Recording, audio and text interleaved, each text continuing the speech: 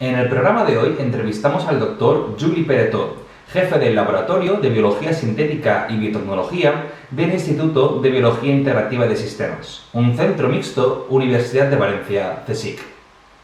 Sus intereses se centran en el origen y la evolución temprana de la vida, la evolución del metabolismo y los aspectos histórico-filosóficos del estudio del origen de la vida y de la síntesis de vida artificial. Es autor de numerosos artículos científicos, así como de libros técnicos y de libros divulgativos. Además, es catedrático de Bioquímica y Biología Molecular por la Universidad de Valencia, donde imparte clase. Sin más, os dejo con la entrevista.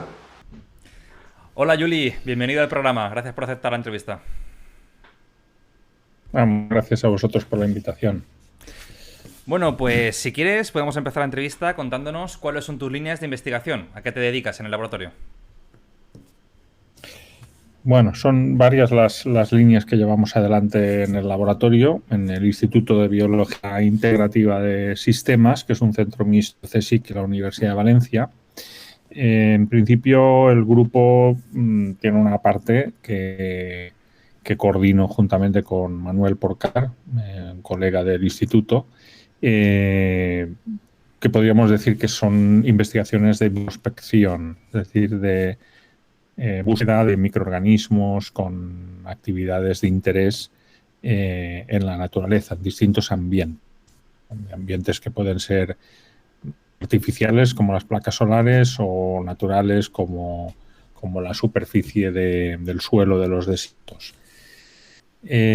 Aparte de esto,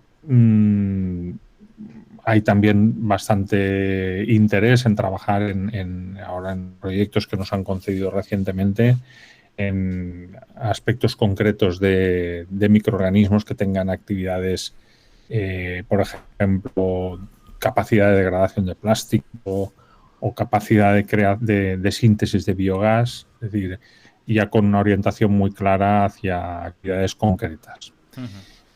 Estos son proyectos europeos en los que nos hemos involucrado y que son aplicaciones concretas de tipo de aproximación que decía antes, de buscar bacterias con actividades interesantes en la naturaleza. También hemos estado implicados desde hace años en temas relacionados con la biología sintética, todo el desarrollo de estándares y otros aspectos históricos y filosóficos de esta disciplina. Y luego, bueno, también siguiendo con la línea de microbiología, hay una parte que a mí personalmente me interesa mucho, que es la modelización metabólica. Es el desarrollo de modelos computacionales del metabolismo en bacterias que tienen algún interés también. O sea, eso tiene un interés fundamental, pero si lo aplicas a bacterias con alguna característica interesante, por ejemplo, una bacteria patógena como Xylella fastidiosa o unas bacterias probióticas, pues puedes aprender cosas de su comportamiento a partir de estos modelos computacionales de biología de sistemas. Y aparte de todo esto, bueno, pues yo llevo ya muchos años relacionado con temas que tienen que ver con origen de la vida, más de aspectos históricos y filosóficos relacionados con el origen del metabolismo y el origen de las células primitivas. Estuve alguna relación también antes con proyectos que tienen que ver con la definición del genoma mínimo, de las células mínimas, que tiene alguna relación con esta temática. Bien, acabas de mencionar uno de los temas que también has estudiado en profundidad, es el origen de la vida. Sí. Darwin es mayormente conocido por su teoría de evolución y la introducción de la selección natural como fuerza evolutiva, además del árbol de la vida. Pero, ¿nos podrías decir cuál era el pensamiento de Darwin acerca del origen de la vida? Bueno, eso tuvimos ocasión de aproximarnos un poco a lo que Darwin había dicho o dejado de decir en relación con eso hace unos años, en colaboración con un colega mexicano, con Antonio Lazcano. Estuvimos recogiendo los datos posibles en los archivos, en los manuscritos, en fin. Hoy en día la mayoría de los textos de Darwin están accesibles online. son los archivos que conserva la Universidad de Cambridge, y hicimos una búsqueda muy exhaustiva para ver si Darwin realmente había dicho alguna cosa, porque si tú ves en las publicaciones, en los libros fundamentalmente, él es pasa muy de puntillas en el tema. De hecho, en el origen de las especies apenas si dice que no podemos estudiar el origen de la vida. Nuestra interpretación lo dice porque cree que la ciencia no está suficientemente madura para abordar un problema de esa complejidad. De hecho, eso no es desapercibido porque Haeckel, que es un naturalista alemán que se convirtió en uno de los grandes difusores de la evolución en Alemania y por extensión en muchos otros países de Europa y aquí en España en particular, ¿no? Porque mucha gente aprendió de la evolución a través de los libros de Haeckel. Bueno, pues Haeckel, leyendo ya la primera versión del origen de las especies que le llega a él, ya a poner un pie de página en un libro diciendo que le parece que Darwin no es coherente con su propuesta porque elude completamente el tema del origen de la vida, ¿no? Entonces, efectivamente, Darwin se centra mucho en tratar de explicar cómo aparecen las especies a partir de otras especies, pero esto extendido en el tiempo, uno hacia atrás tendría que llegar un momento en que uno tenga que explicar el origen de las primeras especies, ¿no? O las primeras células. Y eso para nada a Darwin lo toca. Y como digo, a Haeckel no le pasó, y a otros autores no le pasó desapercibido esto. Sabemos por la correspondencia y por las cartas que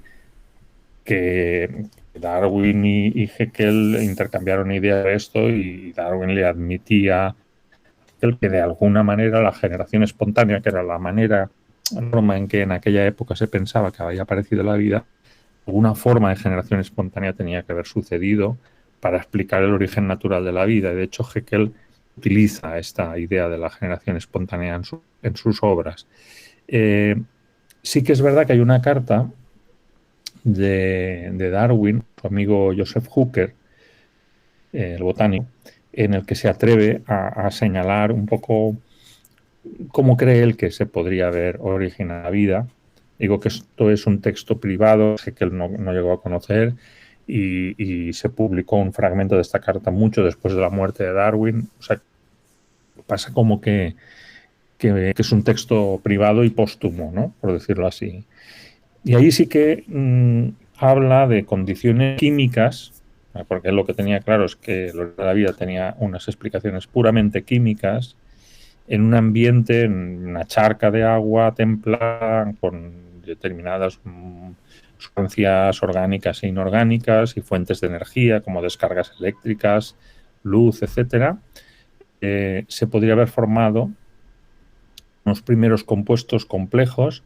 Y aquí yo creo que es lo importante cuando él señala que estos compuestos alcanzarían un nivel de complejidad suficiente como para seguir sufriendo cambios a lo largo del tiempo. Es decir, atribuye la capacidad de evolución a unos compuestos químicos, a algo muy simple.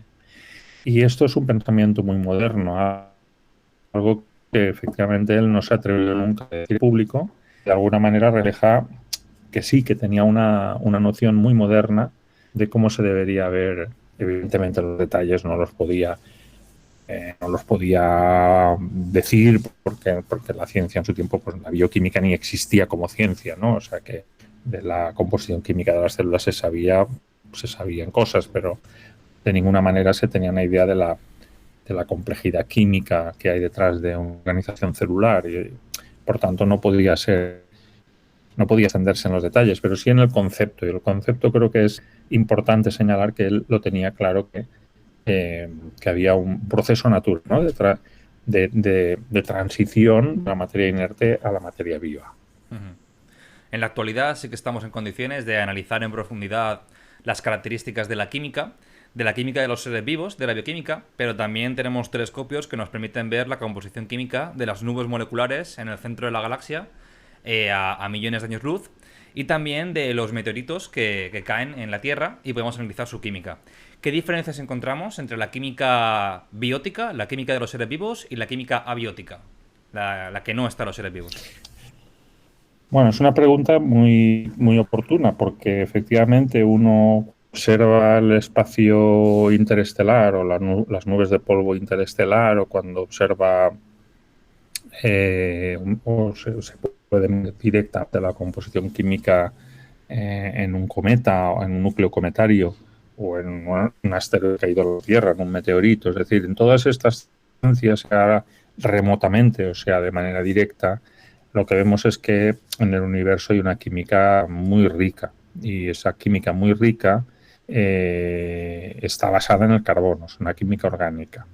Pero esa química es muy diversa, la densidad molecular que uno encuentra es muy grande, sin embargo el nivel de complejidad es ciertamente limitado, es decir, uno puede encontrar, por ejemplo, con cierta abundancia encontrar aminoácidos, puede encontrar azúcares, puede encontrar ácidos grasos, puede encontrar muchas categorías de moléculas que luego están representadas en la materia viva, pero no pasan de ese nivel. Por ejemplo, uno puede encontrar aminoácidos, pero no encuentra proteínas o ni siquiera péptidos cortos. O uno puede encontrar azúcares y bases nitrogenadas y puede encontrar compuestos de fósforo, pero no encuentra nucleótidos, que son los monómeros que forman los ácidos nucleicos. Es decir, hay como un umbral de complejidad química que no se traspasa en esa química en el universo y que sí que vemos en la vida. Es decir, en la vida los mecanismos biológicos han permitido traspasar este umbral de complejidad. ¿De acuerdo? De hecho, últimamente ha habido trabajos muy interesantes que el grupo de Lee Cronin en Escocia y de Sarah Walker en Estados Unidos, que han propuesto precisamente medir cuantitativamente esta complejidad como un criterio de existencia o no de vida. Es decir, la idea es la siguiente.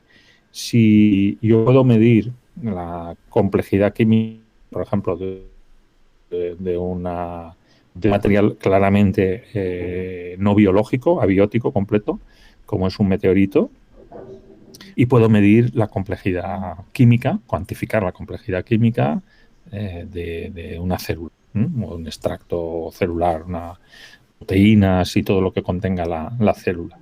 Y comparar, ¿no? Comparar estos. Cuando digo me refiero a medida cuantitativa instrumentalmente, analítica. O sea, que podemos establecer una serie de parámetros que a partir de esas medidas cuantitativas nos dan un número, una escala. Y esa escala de complejidad está clarísimamente diferenciada entre todo lo que son medidas de química puramente abiótica, puramente geoquímica o cosmoquímica y bioquímica. Hay una diferencia muy clara.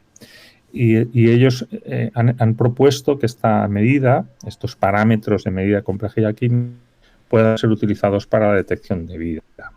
O sea, que implementando instrumentales que puedan medir puedan hacer estas medidas, el robot, por ejemplo, como los que estamos enviando a Marte, pueda hacer un análisis in situ de la complejidad química de los materiales y determinar si estamos dentro o fuera de ese umbral.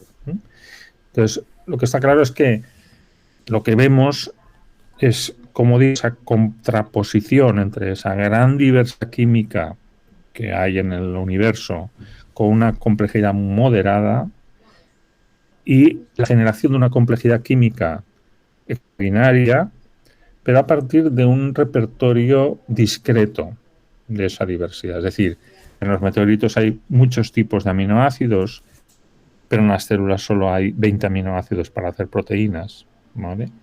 Pero en las células solo hay 4 tras el alfabeto genético en el RNA y 4 en el DNA y 3 de ellas compartidas, en total 5 de todas las posibles. Es decir, que aquí nos planteamos qué pudo pasar en el origen de la vida si es que hubo esa quimiodisposición de los procesos de origen de la vida, qué pudo pasar ese repertorio reducido de compuestos químicos para dar lugar a la complejidad biológica. ¿De acuerdo? Entonces, de manera que aquí un elemento es, bueno, hubo mucha opción de elección y determinados mecanismos selectivos restringieron ese repertorio o hubo algunos procesos que antes de la pared de la vida, o sea que la elección no fue casual, sino que antes de la elección de la vida ya hubo algunos procesos que sintetizaron de manera prioritaria algunas de estas moléculas. O sea que son debates que estamos teniendo en este momento y que no están resueltos todavía. Claro, porque sí que podría existir un cierto determinismo en el sentido de que algunas de estas moléculas son termodinámicamente más estables, ¿no? Por ejemplo, estos 20 aminoácidos son termodinámicamente más estables que otras moléculas. ¿O qué piensas de este determinismo químico y no puro azar, contingencia? Bueno, de esto hay algunas cosas hechas, pero no hay nada, yo creo que no hay nada claro de manera definitiva. Sí que es verdad que lógicamente, de entre los procesos de selección tuvo que tener un peso determinante la estabilidad y cómo de robustas eran las moléculas o las combinaciones de las moléculas para llegar a ser seleccionadas. Es decir, algo que sea muy, muy lábil, que se deteriore muy fácilmente, tiene menos opciones de ser seleccionado que algo más robusto o más estable en el tiempo, ¿no? Necesita una cierta permanencia en el tiempo para poder construir esa complejidad. Entonces, no puedo construir una complejidad a partir de moléculas extraordinariamente frágiles. Eso está claro.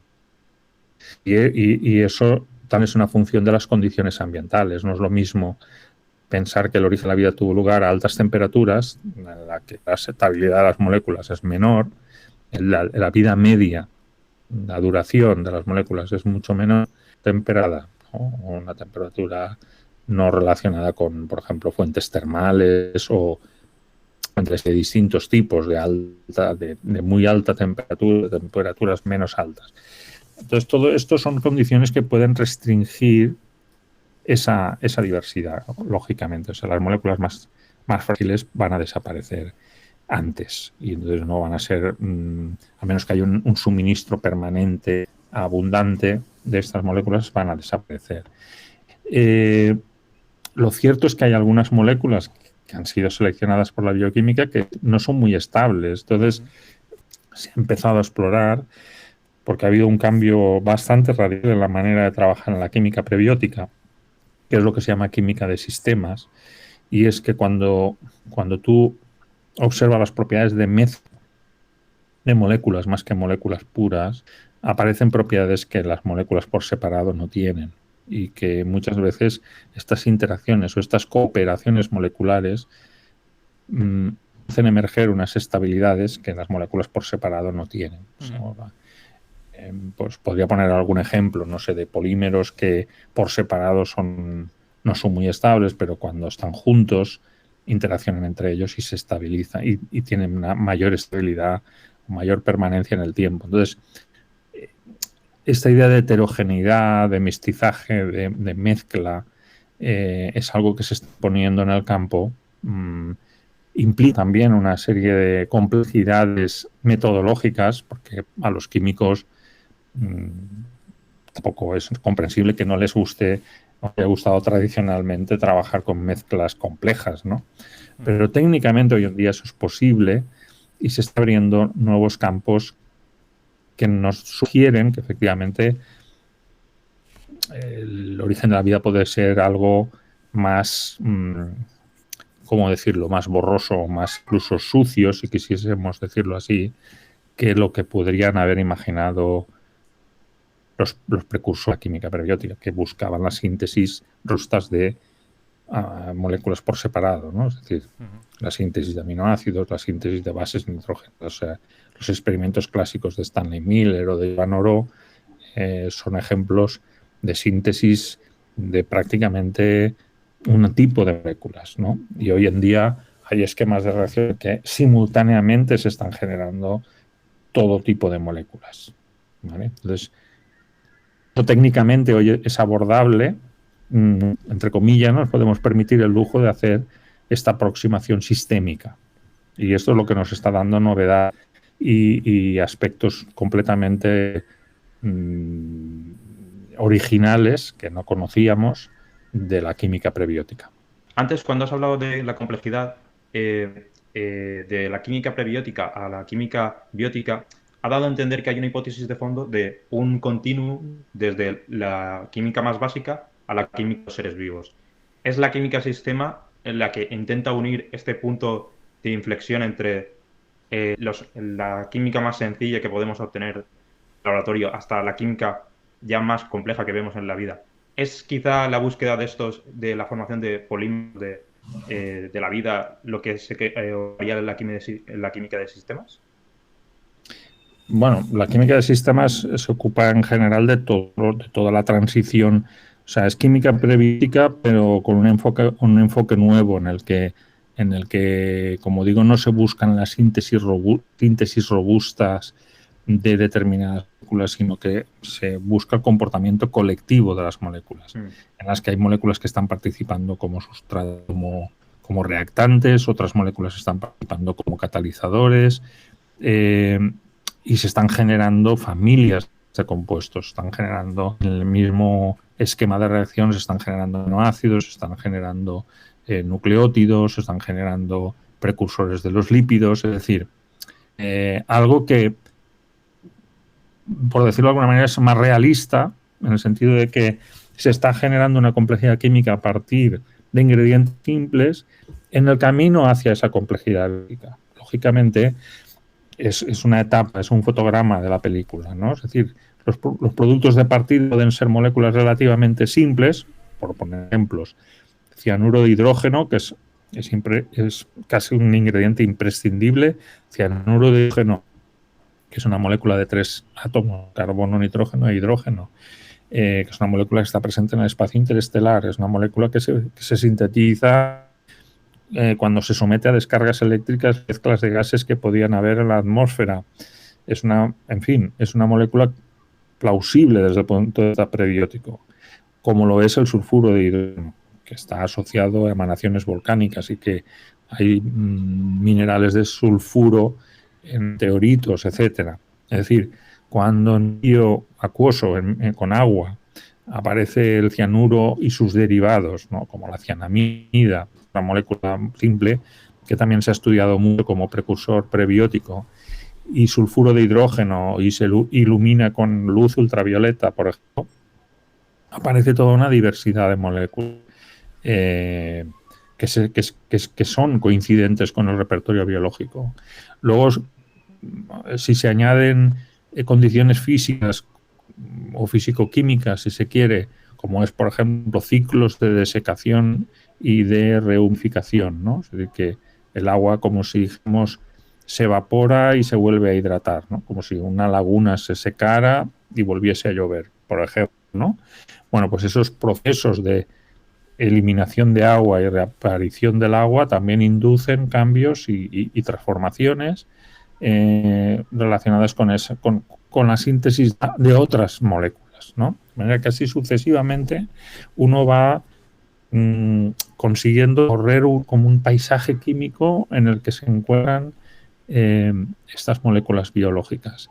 Lo curioso del caso es que muchas veces estos esquemas no dan, como da el experimento de Miller y otros experimentos clásicos, una mezcla intratable, lo que se llama como un alquitrán o una mezcla muy difícil de tratar porque es algo polimérico, muy heterogéneo, insoluble. No se llega a ese extremo. Estos esquemas de reacción llevan paradójicamente, a mezclas relativamente simples de productos, entre los, por ejemplo, casi todos los aminoácidos biológicos y no otros que encontramos en los meteoritos. Es decir, que es como si hubiese algunas condiciones geoquímicas que marcan el camino hacia subconjuntos de estas moléculas que serían las disponibles para el origen de la vida. De manera que eso podría ayudar a entender por qué no se exploraron todas las opciones posibles ¿de acuerdo? Y que hubiese ya de entrada por una serie de compuestos muy definidos que son los ingredientes que vemos en la vida. Y eso querría decir que un origen de la vida en otro sitio, en unas condiciones similares, tendría unos fundamentos químicos parecidos, no idénticos, porque claro, igual no será nunca, porque siempre hay un componente estástico o de contingencia histórica, pero se podría parecer mucho si fuese cierto esto que estoy diciendo. No lo sabemos. Tenemos que seguir investigando y se me viene a la cabeza ahora que aproximaciones similares que exploran el posible origen de las redes metabólicas, las transformaciones de moléculas pequeñas entre sí, formando ciclos, etcétera.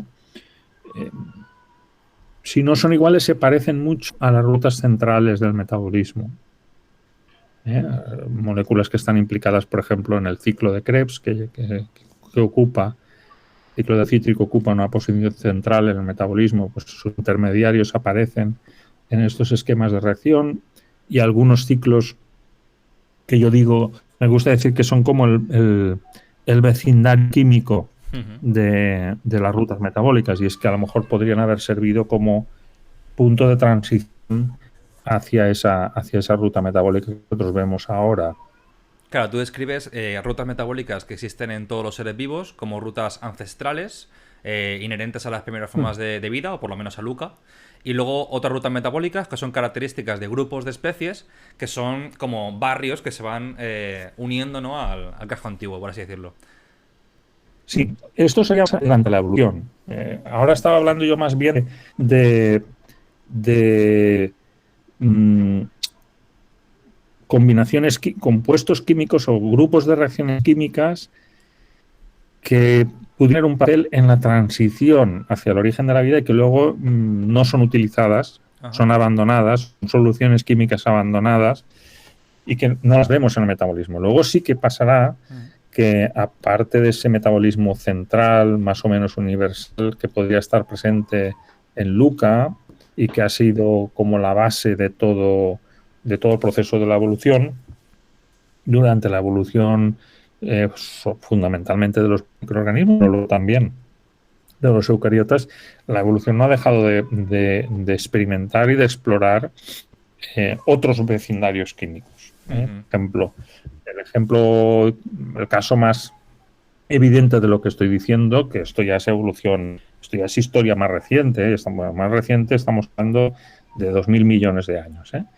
¿Qué pasó cuando la vida dio con una solución para obtener electrones del agua en la fotosíntesis? ¿Vale? Esto sucedió en una época bastante remota, mucho después de Luca, pero ya todavía en época muy remota, y esta reacción tiene la peculiaridad, bueno, es un invento extraordinario porque convierte a la fotosíntesis en un proceso que no está limitado por la accesibilidad a los electrones, puesto que agua hay por todas partes, con lo cual si consigo algo tan peculiar y tan exótico desde el punto de vista de la química como arrancarle los electrones al agua, eso es un éxito metabólico y evolutivo extraordinario, probablemente uno de los grandes inventos de la evolución.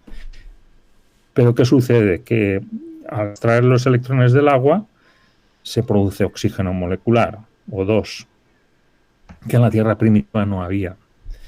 Entonces, todo lo que es química biológica es química sin oxígeno. El oxígeno no puede participar, o no es plausible que hacerlo participar, porque no había simplemente. La cantidad de oxígeno que podía haber en la Tierra era despreciable. En algunas localidades, producido probablemente por la fotólisis del agua, por la radiación ultravioleta, pero era una cantidad muy pequeña. La atmósfera no tenía oxígeno. Sin embargo, cuando empieza este proceso de la fotosíntesis que utiliza agua como fuente de electrones, empieza el oxígeno a aparecer en un proceso global impulsado por la luz visible, pues la fotosíntesis, y ese oxígeno en primera instancia lo que va a hacer es vamos a utilizar esa expresión, a corroer todo lo que tiene a su alcance, es decir, a oxidar materiales que están disueltos en el mar, por ejemplo, el hierro, oxidar hierro, que precipita y forma grandes depósitos de hierro oxidado. De hecho, todo el hierro que nosotros podemos tener en nuestra civilización se extrae de minas y de yacimientos que son producto de esta época, que son todos los procesos de precipitación del hierro que había en el mar. Bueno, cuando ya se ha oxidado todo lo oxidable en el mar, el oxígeno se acumula y pasa a la atmósfera. Entonces empieza el proceso de oxígeno a la atmósfera. Y eso globaliza una materia prima química inaccesible hasta la fecha y que las redes metabólicas, bueno, tienes dos opciones. Si eres un organismo que nunca has visto el oxígeno antes, o tienes alguna manera de protegerte de él, o vas a desaparecer. La prueba de que hubo alguien que sí que fue capaz de protegerse de él somos nosotros, porque si no, la evolución se hubiese interrumpido o como mínimo se hubiese restringido a nichos totalmente anóxicos. Es verdad que hay organismos que no se han adaptado nunca a la presencia de oxígeno y permanecen como aeróbicos estrictos, ¿de acuerdo? O sea, estos organismos no tienen la capacidad de tolerar la presencia de oxígeno, pero aquellos que sí que lo consiguieron, dieron lugar a toda una diversidad de formas de vida tolerante con el oxígeno. Pero no solo eso, lo extraordinario no fue... Lo extraordinario para que existiera la ciencia, pero lo extraordinario para generar nuevas oportunidades, innovar químicamente, fue utilizar el oxígeno como materia prima.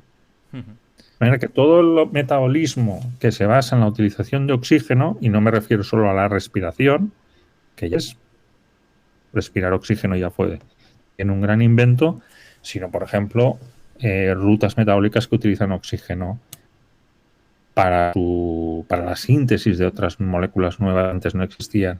El caso más claro es el colesterol y los esteroides en general. Fabricar una molécula de colesterol le cuesta 11 moléculas de oxígeno.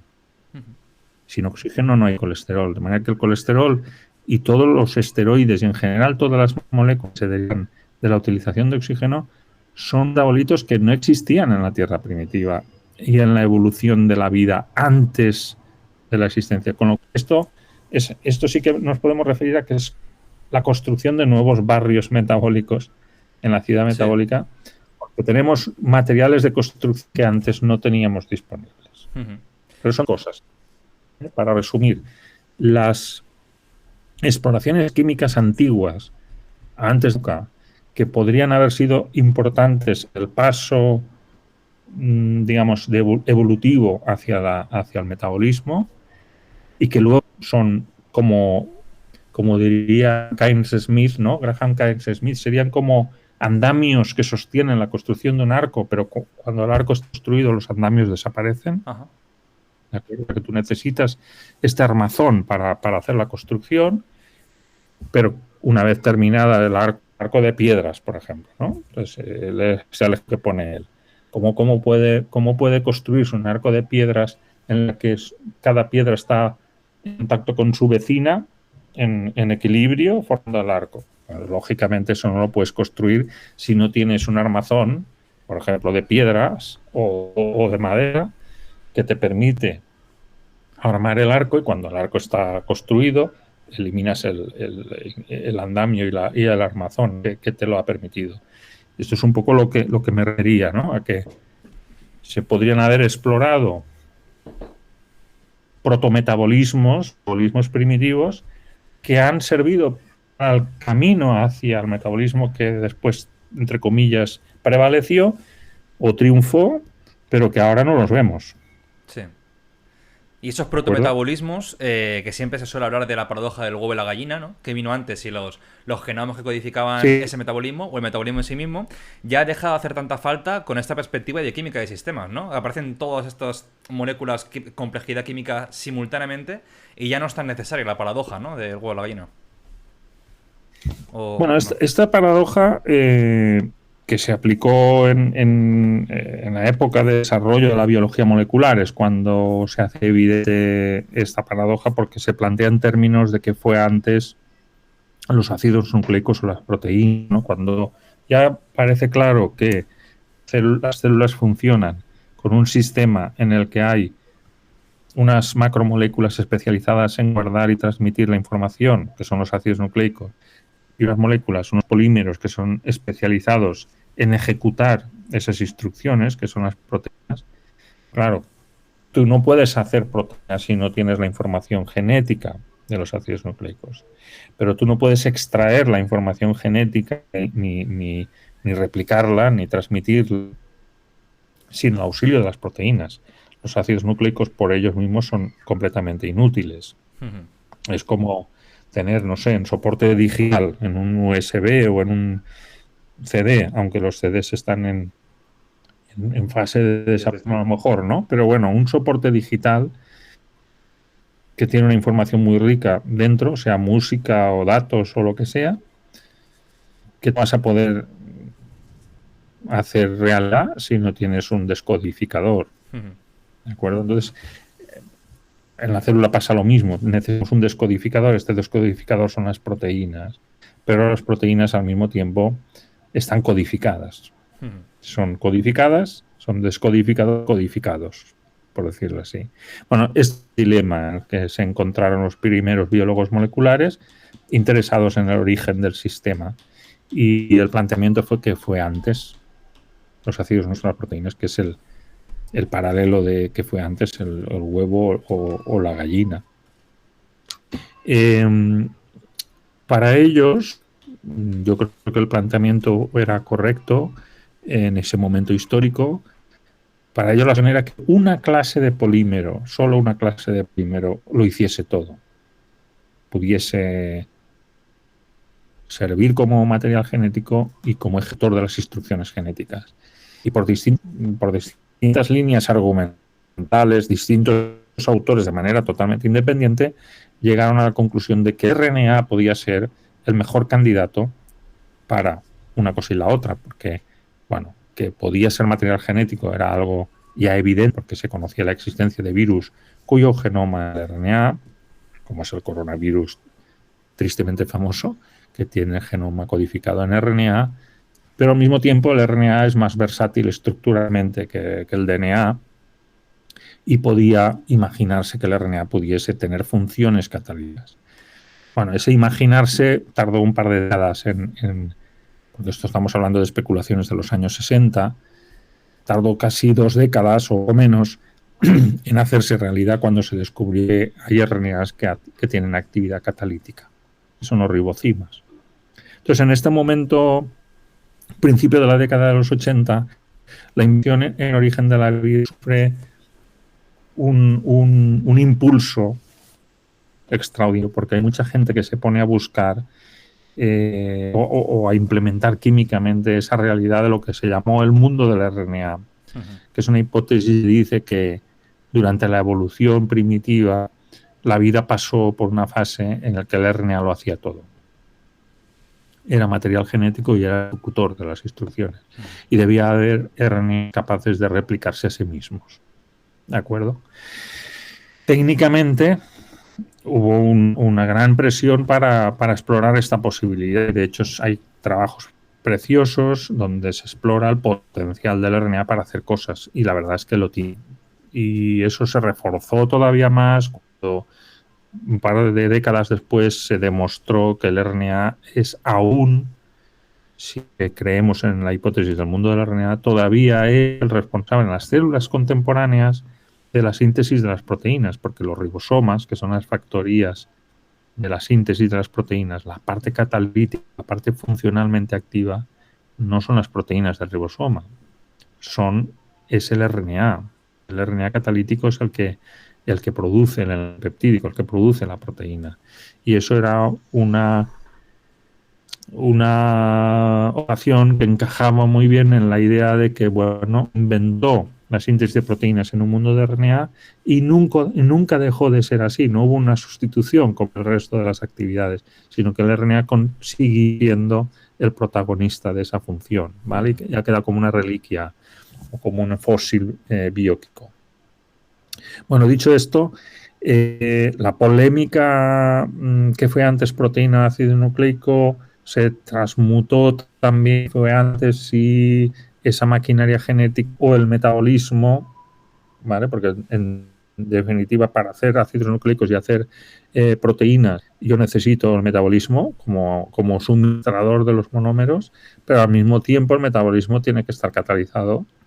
Está catalizado por proteínas codificadas, ¿no? Y tenemos la excepción de la paradoja con el metabolismo. Y se añadieron otras más. Por ejemplo, si la membrana celular apareció muy pronto o apareció más tarde, es decir, la célula misma, que fue antes, si toda esta maquinaria metabólica o la célula, etcétera, etcétera. Es verdad, como tú apuntabas, que hoy en día estos dilemas están más desdibujados, están más estas dicotomías que además se defienden capa y espada en los congresos y en las publicaciones, siempre había como posiciones irreconciliables, seguro que esto vino antes por esto, ¿no? En fin, esto, ¿por qué digo que está más diluido? Porque precisamente en la química de sistemas lo que aboga por una simultaneidad de muchas cosas que antes consideraban que venían una detrás de otra. Y diré, por ejemplo, un caso muy reciente de algo que es sorprendente. Y es que después de muchos años de química prebiótica clásica, porque eso del mundo del RNA le venía muy bien a los biólogos moleculares, a los químicos prebióticos era una auténtica pesadilla, ¿no? Eso se decía, el mundo del RNA es el sueño del biólogo molecular, porque aparentemente le resuelve la paradoja del huevo y la gallina, pero es una pesadilla para el químico prebiótico porque imaginar la síntesis prebiótica del RNA es muy difícil. Pero bueno, la idea tendría que haber habido una síntesis prebiótica del RNA que precedería a las proteínas y a su vez al DNA. El DNA vendría a lo último. Bueno, pues ahora la química de sistemas nos muestra que los monómeros para hacer RNA, eso que eran una pesadilla para los químicos prebióticos, son relativamente fáciles de conseguir en esquemas de reacción en los que al mismo tiempo se consiguen los monómeros del DNA. A la vez. Es algo que nunca se había conseguido antes. Y ahora hay esquemas de reacción en los que en el mismo esquema, en el mismo sistema, está produciendo monómeros de RNA y DNA. Entonces, hay gente que... ¿Y qué sería si esto fuese así? Que no se estaría fabricando RNA o DNA puro, sino un polímero mezclas. mixto, ¿no? O sea, polímeros, un polímero híbrido mixto que combinaría monómeros de RNA y DNA. Y se ha estudiado las características de ese polímero y si bueno para replicar, etcétera. Sorprendentemente, ese polímero puede replicar en el tubo de ensayo artificialmente, tiene esa capacidad, pero son moléculas que son a la hora de formar estructura son menos estables que sus correspondientes homólogos puros. Y hay propuestas de cómo se puede pasar el híbrido a los puros. De manera que ahora una propuesta que hay encima de la mesa es, no apareció primero el RNA, luego la proteína, no, apareció a la vez el RNA y el DNA como una mezcla. Y ahora lo que tenemos delante es cómo resolver esta mezcla en las dos formas puras que vemos en la célula actual. O sea que hemos cambiado un enigma por otro. Bueno. Pero lo que tiene en común con lo que estaba diciendo antes es que, lo que tiene, digamos, la diferencia radical es que no estamos hablando en términos de que fue antes RNA-DNA. Ahora ya no estamos en esos términos. Estamos hablando en términos de que apareció todo a la...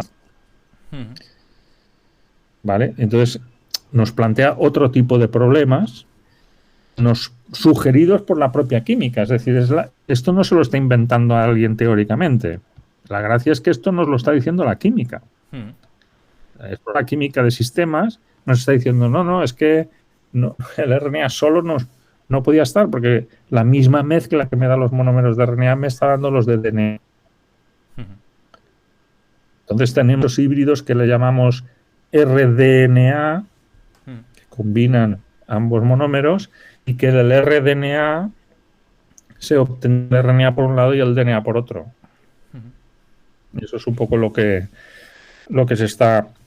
Ese rDNA también sería una acción química que podría haber sido necesaria para llegar a nuestra situación, pero que no entran las células. Hoy en día nadie ve a las células polímeros mixtos, porque existen unas maquinarias muy especiales que polimerizan o una cosa u otra en el mismo compartimento. Es decir, lo que vemos es que se está fabricando RNA y DNA en la misma célula, pero no se equivoca. En general, las polimerasas o son de una cosa o de la otra, ¿vale? Son exquisitas escogiendo los monómeros. Pero antes de la emergencia de las polimerasas exquisitas, probablemente los polímeros eran más mestizos, por decirlo de alguna manera. Y continuando con el protometabolismo, los primeros seres vivos tendrían a su disposición un enorme surtido de moléculas con las que poder fijar carbono, o sería un protometabolismo que fijaría, es decir, ¿serían autótrofos o heterótrofos las primeras formas de vida? Esto también se ha formulado clásicamente como un dilema irreconciliable, ¿no? Es decir, la gente que había empezado, los pioneros de la química prebiótica, que bueno, y fueron acumulando a lo largo del tiempo muchos datos sobre la plausibilidad de las síntesis orgánicas en la Tierra primitiva, añadido a la riqueza de química orgánica que podían aportar los meteoritos y los cometas. Bueno, pues el escenario claramente era: la Tierra primitiva era rica en materiales orgánicos diversos, y a partir de estos, utilizados tanto como bloques de construcción, como materiales nutritivos, por decirlo así, como fuente de carbono nutritiva, formas de vida iniciales serían típicamente heterotróficas, ¿de acuerdo? Relacionado con otras formas del problema, como son toda la gente que empezó a asociar la química que uno ve en las fuentes termales submarinas, etcétera. Esta gente de alguna manera buscaba una alternativa a escenarios heterotróficos, y se surgieron orígenes en los que desde el principio toda la complejidad química se fabrica a partir de moléculas simples como el dióxido de carbono. Es lo que llaman teorías autotróficas. Han tenido también una gran tradición histórica, porque Haeckel, su teoría sobre el origen de la vida era autotrófica. Es decir, que no es una cosa autoderna, sino que tanto una cosa como tanto la heterotrofia como la autotrofia han tenido una tradición histórica muy rica, ¿de acuerdo? ¿Cuál es la situación actual? La situación actual es que continuamos acumulando cada vez más datos sobre la riqueza de química orgánica. La química de sistemas lo que ha hecho no es contradecir lo que sabíamos, sino ampliarlo y corregirlo. Por ejemplo, ese problema clásico de cómo llegar al nucleótido, que la química prebiótica clásica no sabía cómo, está resuelto. Y no solo está resuelto, sino, como dice hace un momento, está aumentado, porque no solo conseguimos fabricar ribonucleótidos, sino también desoxirribonucleótidos. De manera que la química de sistemas corrige y aumenta la química clásica, ¿vale? Y nos ofrece nuevas oportunidades de aplicación muy plausible, con entornos de tierra primitiva, químicos relacionados con impactos meteoríticos, vulcanismo, química de superficie, porque una de las cosas que se necesita en estos esquemas de química es radiación ultravioleta, por tanto no pueden estar pasando estos procesos en las fuentes termales submarinas. Sí, en fuentes termales en superficie, como proponen algunos autores. Es decir, que ese vulcanismo, ese hidrotermalismo puede estar implicado, pero no en el fondo del mar, sino en la superficie.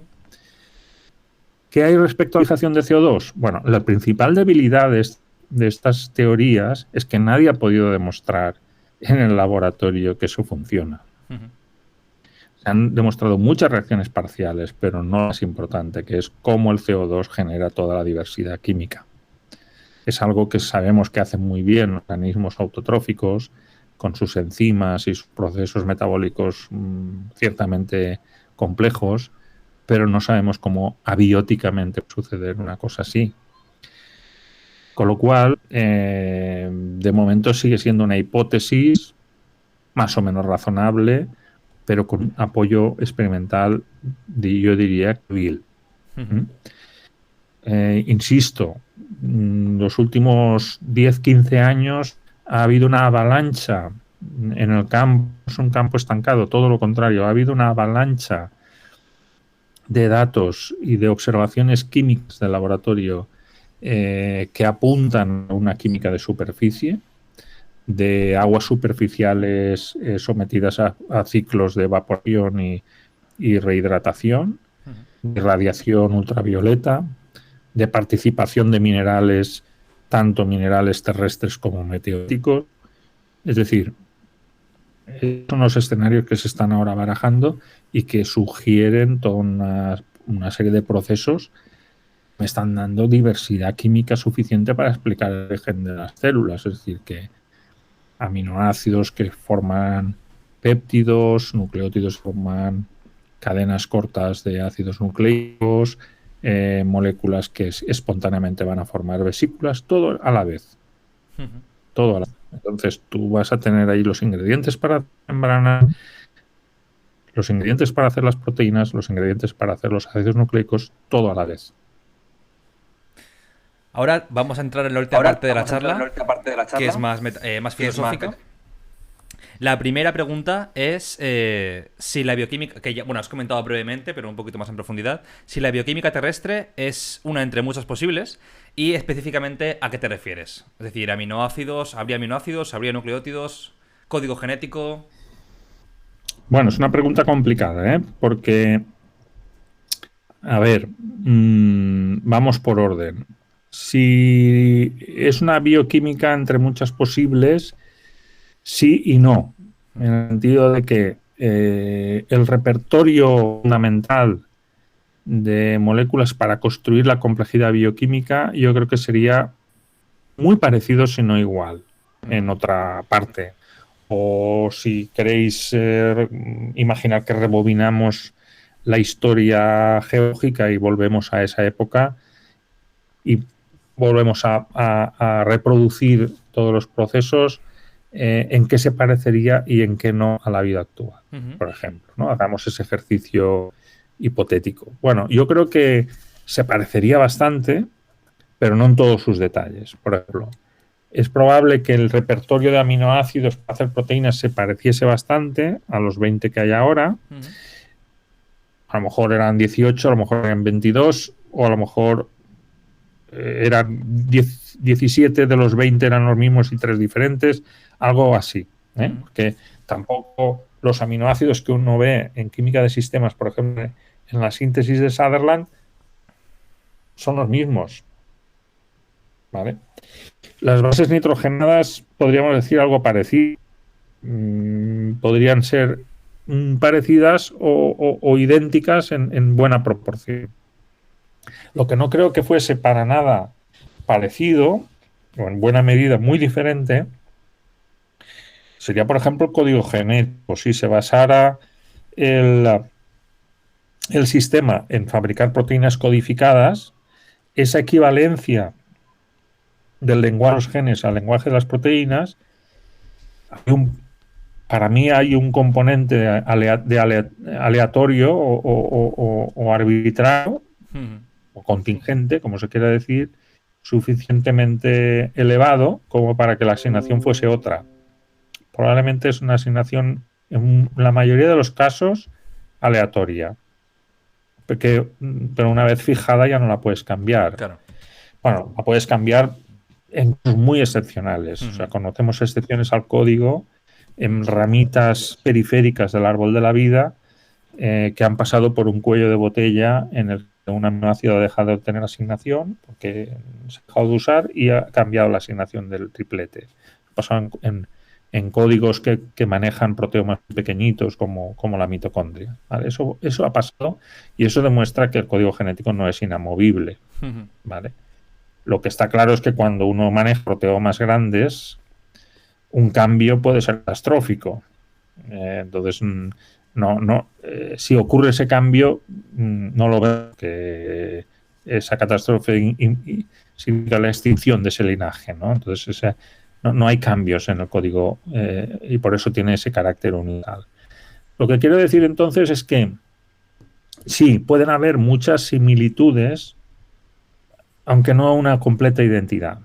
Sí. Entonces sería variaciones sobre un mismo tema, por utilizar terminología musical, ¿no? O sea que sobre el mismo tema una variación, más o menos, elevada de utilización de otros compuestos, organización de los compuestos de otro modo, pero habría un tema de replicación inherente imperfecto que llevaría lugar a la aparición del fenómeno de selección natural.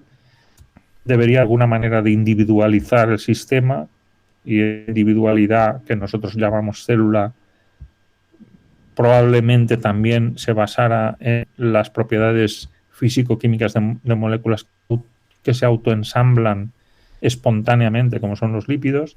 ¿Serían los mismos lípidos o no? Por ahí también va a haber variación, porque de hecho nosotros vemos una variación hoy en día entre las membranas de las arqueas y la de las bacterias que están basadas en isómeros ópticos distintos. Sabemos que, por ejemplo, las proteínas están hechas, sea de cual sea el organismo, de aminoácidos que se llaman de la serie L. Y todos los azúcares que utilizan los seres vivos son de la serie D. Eso en química quiere decir que la configuración espacial de las moléculas es de un tipo o de otro. Son imágenes especulares, ¿no? A través de un espejo uno ve la imagen y su contraria, ¿no? Como dos manos, ¿vale? Bueno, esas decisiones de L y de aminoácidos se debieron tomar de muy antiguo porque son universales. Todas las proteínas, sean de los que sean bacterias, arqueas o quien sea, todas están hechas de L aminoácidos. Por tanto, la elección de L aminoácidos para hacer proteínas es muy antigua. ¿Podría haberse escogido de aminoácidos? Quizás sí. De hecho, de aminoácidos los hay en los meteoritos. Cuando uno ve la materia meteorítica, cuando hablamos de aminoácidos meteoríticos, hablamos de aminoácidos D y aminoácidos L. Es entre los dos. Sin embargo, en la materia viva solo están los L para hacer proteínas, ¿eh? Bueno, para otras cosas ver algún D aminoácido, pero para hacer proteínas solo L. Hay una peculiaridad y es que en los meteoritos hay un poco más de los L que los D. Es algo que se observó y se comprobó y es así, no es algo que se deba a ninguna contaminación ni un error de análisis. Es corroborado que hay un poco más, hay una desviación a favor del L. Y algunos han sugerido que ciertos mecanismos amplificadores, mecanismos químicos amplificadores, han permitido que prevalecieran los L a los D y que lo contrario sucedería con los azúcares. O sea, ¿qué hay de contingente, de elección arbitraria, y qué hay de necesario en que sean L o que sean D? Los D son igual de competentes, porque su química se puede fabricar una proteína con aminoácidos D y es perfectamente funcional. Lo que pasa es que funciona al otro lado del espejo.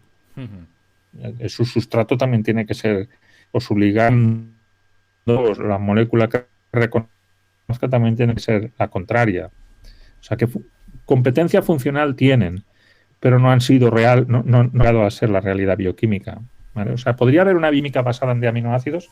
En principio sí, si se diesen las condiciones para que la elección fuese la contraria. En el caso de los lípidos que decía antes, la elección fue mucho más tarde, porque los lípidos basados en fosfato de glicerol L son los que forman las membranas de las bacterias. Y los lípidos basados en fosfato de glicerol D, la de las arqueas. Entonces, esto es que el LUCA probablemente tenía membranas con los dos tipos. Ujú. Poco como lo que decíamos antes del rDNA, que dio lugar al RNA y al DNA. Pues no, pues aquí podrían ser membranas mestizas que por alguna razón que todavía no sabemos cuál puede ser, porque no es una razón de estabilidad, las membranas mestizas y las puras son muy parecidas en cuanto a estabilidad, decantó la balanza hacia un lado y hacia otro. Y aquí la prueba de que son igualmente competentes los L y los D es que existen en la naturaleza. Ujú. Las dos soluciones se han adoptado. Es un accidente Sí. el que ha determinado que unas membranas de un tipo y otras de otro. O sea, que tenemos ejemplos de que bioquímicas alternativas pueden existir dentro de una variedad modesta y que algunas decisiones probablemente sean más o menos contingentes y que lo que vemos actualmente, bueno, pues al rebobinar la vida podría ser de una manera diferente. Sí, encontramos elementos que son contingentes, como la homoquiralidad o el código genético, pero en tu opinión, ¿encontramos todo lo contrario? Es decir, ¿existe un progreso en la evolución o cierto progreso en la evolución? Y si existe, ¿hacia qué o en qué sentido? Vaya pregunta, Bueno, sí. esto es un debate clásico, ¿eh? Sí. Lo del progreso. ¿Y qué se entiende por progreso? Claro. Porque evidentemente uno podría pensar que la civilización occidental representa un progreso y para otros puede ser todo lo contrario. O sea que Sí. primero nos tendríamos que poner de acuerdo en qué queremos decir con esto. A ver, lo que a mí me parece evidente es que hay un aumento de la complejidad a lo largo de la historia evolutiva. Vale. Si eso es progreso o no, no lo sé. Pero complejidad está claro que sí, que como decía Jorge Wagensberg, entre una bacteria primitiva y Bach, algo ha pasado. Claro. Pero entre una vaca y un gato es mucho más complicado, ¿no? Bueno, es que entre una vaca y un gato yo no los compararía porque no son, uno no es antepasado del otro. O sea, Yeah. aquí yo creo que lo que valdría comparar son estadios históricos previos respecto a qué ha pasado luego, si ha habido un aumento de la complejidad o no. Y eso para mí es evidente. Una tierra, una biosfera basada en organismos unicelulares, bacterias, por ejemplo, y arqueas, representa un estadio de complejidad estructural o morfológica menor que una tierra donde hay organismos formados por miles de millones de células diferenciadas con funciones distintas, como son los animales o las plantas o algunos hongos. Es decir, ahí ha habido un incremento de complejidad, por supuesto que sí. Si tú lo mides desde el punto de vista metabólico, a ver, lógicamente la diversidad metabólica o la diversificación metabólica que se debió dar antes de la aparición de la célula eucariótica hace 2.000 millones de años, debió ser extraordinaria, porque prácticamente todo el metabolismo que se podía explorar en ese momento, como decíamos hace un rato, sin oxígeno, todo el nicho está ocupado. Cualquier fuente de materia o energía de electrones disponible en el ambiente, prácticamente todas están aprovechadas. Y hay una cosa muy importante sin la cual la vida no existiría en la Tierra, y es algo que probablemente falló en Marte, y es que todos los ciclos biogeoquímicos están cerrados desde muy al principio, porque si no, por agotamiento de los elementos, de algunos elementos químicos, la vida no ha progresado, y probablemente en Marte sucedió que no se dieron las condiciones geológicas o planetarias para que los ciclos bioquímicos se cerraran. Es decir, aquí necesitamos reciclar el carbono, el nitrógeno, el oxígeno, el azufre, el fósforo, que sin ser el elemento más escaso en la materia viva es muy difícil de obtener de la naturaleza, es muy limitante, y si no tenemos manera de reciclarlo por agotamiento también la vida desaparecería. El caso del nitrógeno también es espectacular, porque la manera que tenemos de que entre el nitrógeno en la biosfera es a través de la fijación del nitrógeno atmosférico, que es algo tan heroico desde el punto de vista de la química como obtener electrones del agua. O sea, fijar biológicamente nitrógeno en condiciones de presiones normales y temperaturas normales, como lo hacen algunas bacterias, bueno, la prueba está en que hacerlo químicamente, que es lo que llaman el proceso de Haber-Bosch, requiere presiones y temperaturas elevadísimas, catalizadores metálicos. Nosotros no sabemos hacerlo como lo hacen las bacterias que tienen nitrogenasa. Lo que quiero decir es que sin la nitrogenasa, que es una única actividad enzimática, aunque hay una diversidad de nitrogenasas, pero todas tienen elementos en común y que está presente en algunas bacterias, sin nitrogenasa la vida en la Tierra no existiría. Yo siempre les digo a mis estudiantes que hagan el experimento mental cuánto tiempo tardaría en extinguirse en la Tierra la vida si automáticamente hiciésemos desaparecer la nitrogenasa del planeta. Bueno, podría durar, no sé, decenas de miles de años o 1.000.000 de años, pero no tendría la continuidad que ha tenido hasta la fecha. Es decir, que la fijación de nitrógeno se debió descubrir muy temprano y por suerte para todos ha seguido funcionando perfectamente en los últimos 4.000 millones de años. Con lo que quiero decir es que ¿qué progreso? Porque si progreso metabólico entra en la definición, casi todo el progreso metabólico se dio al principio.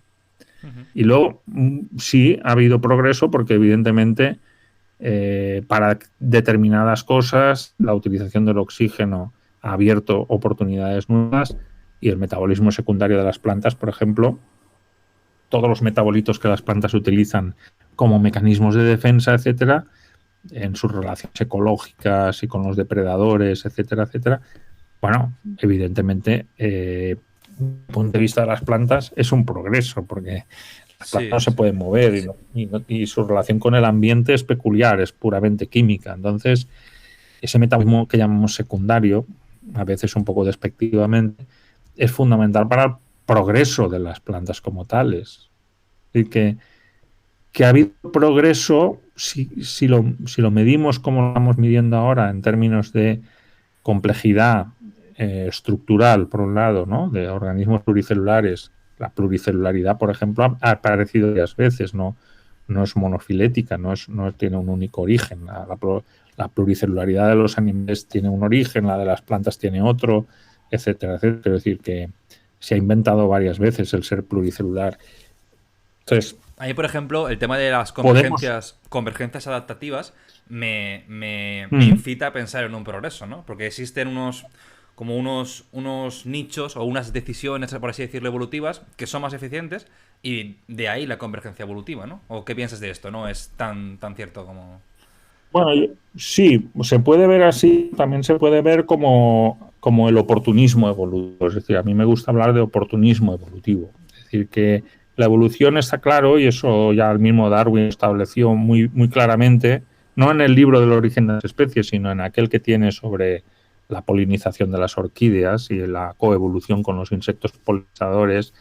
Él propone que la evolución, que no sigue un diseño preestablecido, sino que va innovando a partir de lo que hay. Como alguien que, él no utiliza ese término, pero nosotros ahora podríamos utilizarlo como alguien que hace bricolaje. Sí, el tinkering. Es decir, va cogiendo trastos viejos o poleas o tuercas, etcétera, y crea un nuevo dispositivo a partir de lo que tiene disponible. Es ese oportunismo el que puede generar, en algunos casos, convergencia. Es decir, si por ejemplo una de las presiones efectivas demostradas que hay para la pluricelularidad es el aumento del tamaño, y que podría estar relacionado con la mayor eficacia para conseguir nutrientes y la mayor eficacia para eludir depredadores, y eso hay pruebas empíricas de que eso es así. no tenemos ningún problema en imaginar que haya podido aparecer múltiples veces, porque esa presión puede ser común para muchos organismos que, siendo unicelulares, tienen a mano mecanismos genéticos o bioquímicos que les permita la agregación. O la agregación, o hay dos maneras de hacerse pluricelular. Una sería que soy unicelular y cuando me voy dividiendo las células no se separan, porque si yo soy unicelular y me divido y las dos células que se generan se separan, continuamente hay unicelularidad. Pero si soy unicelular, me divido y las dos células hijas quedan adheridas y a su vez se dividen y las hijas quedan adheridas, genero pluricelularidad. O sea que por falta de separación después de la división es una manera, y luego otra manera también que existe en la naturaleza es por agregación. Soy organismo unicelular, pero en un momento dado me conviene ser pluricelular, ¿no? Lo que hacen algunos mohos que son amebas unicelulares, pero que en condiciones de estrés nutricional, por ejemplo, se lanzan señales químicas y se congregan y se agregan formando un organismo pluricelular. O sea, ese nicho de generar algo más grande, que puede estar, como digo, sometido a la presión de eficacia, conseguir el alimento, eficacia en eludir a los depredadores o, en el caso de estos mohos, eludir un estrés, porque eso se genera normalmente cuando hay un estrés hídrico o nutricional, porque fase, digamos, de latencia, ¿no?, de generación de esporas, para esperar tiempos mejores. Entonces, todas estas estrategias siguen que pueden ser comunes para muchos linajes diferentes, y si tú tienes los elementos necesarios para generar este proceso, pues puede emerger N veces. O sea, que realmente cuando tú ves la gente que estudia el origen de la pluricelularidad, normalmente va a comparar cuáles son los genes, características genéticas y bioquímicas que tiene el organismo pluricelular comparado con el organismo unicelular filogenéticamente más cercano. Por ejemplo, Iñaki Ruiz Trillo y sus colegas en Barcelona están muy interesados en estudiar coanoflagelados. Los coanoflagelados son los seres unicelulares que son más cercanos filogenéticamente a los animales. Ajá. ¿Y qué tienen los animales que no tengan los coanoflagelados? Prácticamente nada. Tenemos lo mismo, pero utilizado de manera diferente. ¿Y qué tienen las algas volvocales que no tenga Chlamydomonas reinharti, que es una alga verde unicelular? Las volvocales son pluricelulares. Prácticamente lo mismo, pero utilizado de otra manera.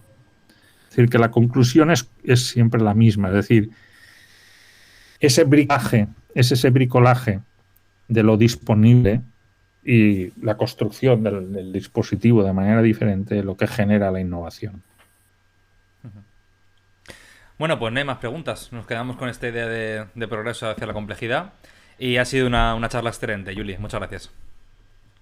Bueno, muchas gracias a vosotros por la paciencia y por lo interesante de las preguntas, sobre todo.